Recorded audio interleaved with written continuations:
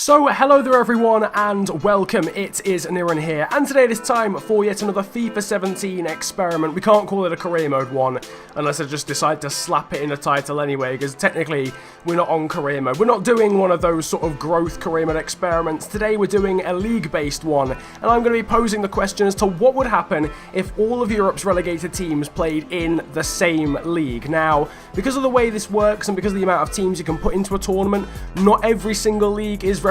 Like the teams that got relegated in the Norwegian league and the Polish league aren't represented, but I believe England, France, Italy, Germany, Spain, as well as Holland, Portugal, Switzerland, and I want to say Scotland, and maybe Belgium as well. There's a lot. There's still like 9 leagues represented here. You can see all the teams in the background. I'll sort of guide you through those. But yeah, basically, all the teams that relegated in those leagues have been put, during the season we've literally just finished, have all been put into one league, and we're going to see who comes out on top out of all of these teams that will be dropping to their respective second divisions in real life. Now, if you do go on to enjoy this video and this experiment, then make sure to slap a like on the video and subscribe if you are new to the channel. There'll be plenty more videos like this, as well as some other stuff, career mode content, and also some ratings predictions coming up as well. You guys really seem to like the Chelsea one as well that I uploaded recently, so make sure to subscribe for that.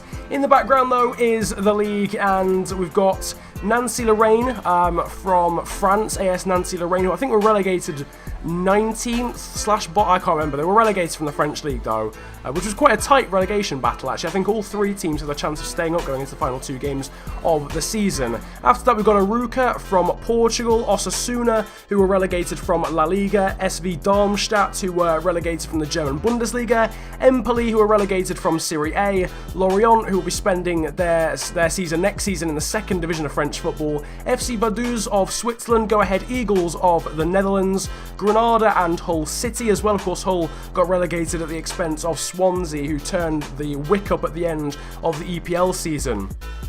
Ingolstadt were the other team relegated from the Bundesliga there in this experiment, as well as Inverness Caledonian Thistle of Scotland. KVC Westerlo are the one representative from Belgium. Middlesbrough, of course, were also relegated this season from the Premier League. Nacional were relegated along with Aruca in Portugal, so they're present in this one. Palermo and Pescara, got relegated from Serie A or the Calcio A, so they are in this one. And the final 3 teams are SC Bastia of France, Sporting Gijón of Spain, and Sunderland, who are the 3rd and final team relegated in the Premier League, stone dead last in this season. So yeah, basically we're going to sim to the end of this season, see what goes down in terms of the league. I'll also show you the player stats as well. In fact, I might stop halfway through the season and just sort of see what's going on in the first half of the season, and then we'll stop again right at the end. And I'll also show you the sort of top scorers and the best assist makers and the goalkeeper with the most clean sheets, etc. Relegation ting excitement builds. Don't ask me why I called this tournament Relegation ting, but in terms of looking at the news, it's pretty funny, to be honest with you. Sunderland's relegation ting dream. I don't know, it just made me laugh at the time. Whatever the circumstance though, the relegation ting is about to get underway, and we'll stop halfway through, see what's going down, and then we'll sim to the end of the season to see who comes out on top. Alrighty, so we've arrived at the end of the first half of the season, and this is how the table is looking. Now, just to put into some sort of perspective, okay, and some context around this, in terms of star ratings on this game and which teams are the best, all of the English teams are 4-star rated, and they are the only 4-star rated teams in this experiment. So theoretically, they have the best sides, followed by a few of the Spanish teams. I think Pescara's is okay as well, and the Italian teams. Everyone else then sort of declines. The French teams are okay, sort of in the middle, and then sort of the lower leagues are well down, so sort of Holland and Scotland and Switzerland. I think FC Vaduz are the worst out of the entire experiment. So putting that into perspective and looking at the table right now at the first half of the season, it's actually quite an interesting one. It's really, really close to the top of the table between 6 teams actually.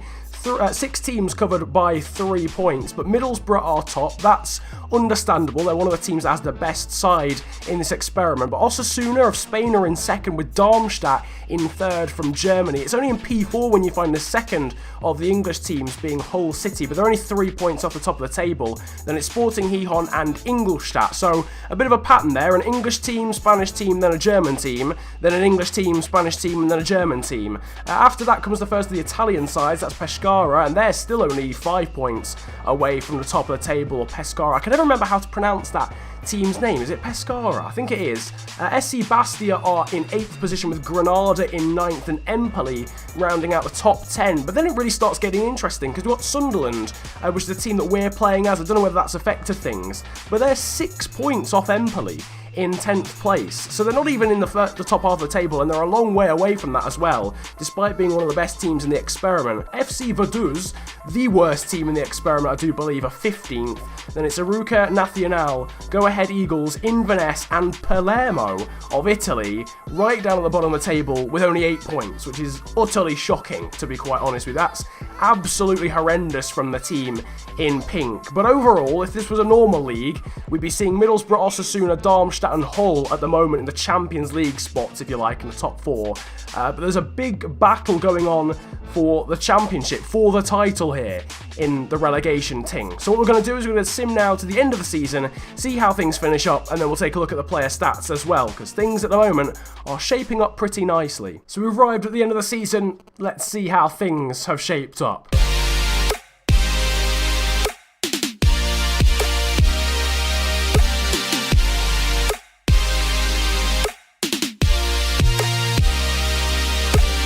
So although we had that very tasty looking battle for the title in this experiment, things did spread out just a little bit, although there was still a titanic battle at the top of the table for the title. But Middlesbrough did end up winning this league in this experiment with a total of 78 points across the 38 games played, with Hull City just 2 points behind them there at the end of the season. Just one less win and one more draw being their downfall, I suppose, in this experiment. Pescara did a very good job in coming third in this experiment, ahead of the 2 Spanish sides being Sporting Gijón and Osasuna. In terms of the other English sides, Sunderland, who we technically were, although we simmed all the games, they managed to recover to 7th because they were 11th at the end of the first half of the season. So they did improve in the second half of the season, but still not great from them. At level on points with Darmstadt, with Lorient and Granada rounding out the top 10. Shouts to Westerlo, the Belgian side, doing a very good job beating Aruca and Nancy-Lorraine, who are far better than them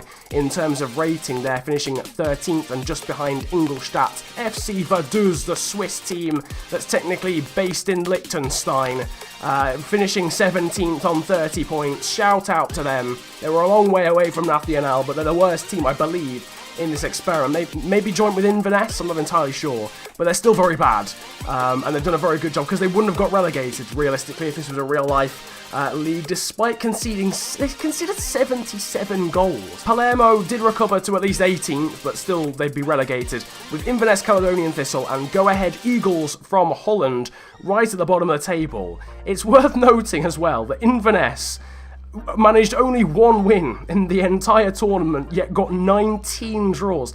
How can you get 19 draws in a season? So it is fair to say that the relegation ting is in fact over. But let's take a little look briefly, really, at the stats, because I know a lot of you guys may not actually know any of the players involved here, or maybe only the English players, although I think I can notice a few of the players that I know. El Kaduri from Empoli, the Italian side, got the most amount of goals across the season with 20, and Kazri from Sunderland got 19 just behind him.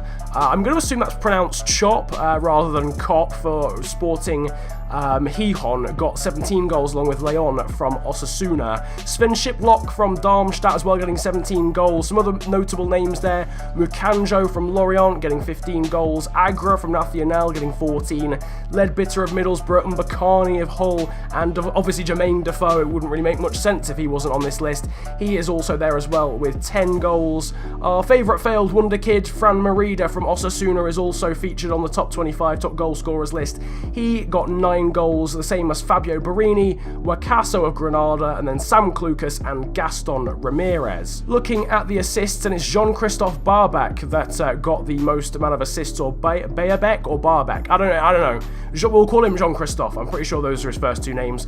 The guy who used to play for PSG. He got 13 assists across the season for the Italian side. And apart from that, Ledbitter and Kazri doing a very good job. Really, I don't know many of the other players that feature here, I will not lie to you, apart from the ones that play in England. You can see Stuart Downing there with 6 and Alvaro